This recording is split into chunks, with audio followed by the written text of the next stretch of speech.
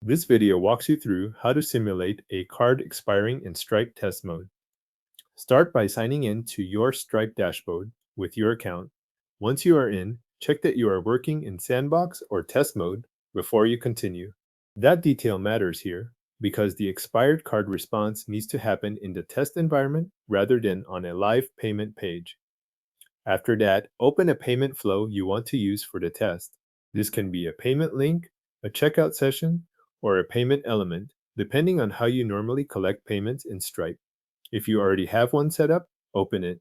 If not, create one and move forward until you can access the payment page tied to that flow. When the payment page is ready, proceed to it just as a customer would. You should now be looking at the form where card details are entered. In the card number field, enter Stripe's test card number.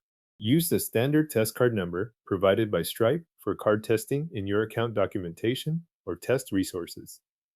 Next, move to the expiration date field. To simulate an expired card, enter a date that is already in the past. Make sure the month and year are both recognized as expired based on the current date. This is the key part of the test since Stripe uses that past expiration date to trigger the decline for an expired card, then fill in the remaining required payment details. For the CVC, enter any valid 3-digit value. If the form asks for a zip or postal code, enter any zip or postal code so the field is complete. The goal here is to satisfy the form requirements while keeping the expiration date expired. Once those fields are filled in, submit the payment. Stripe will process the request in test mode and decline it because the card is marked as expired.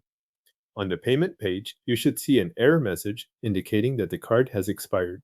The exact wording can vary slightly depending on the payment flow, but it will identify the expiration issue as the reason for the failed payment. If you want to review the result inside Stripe, return to your Stripe dashboard after the decline appears.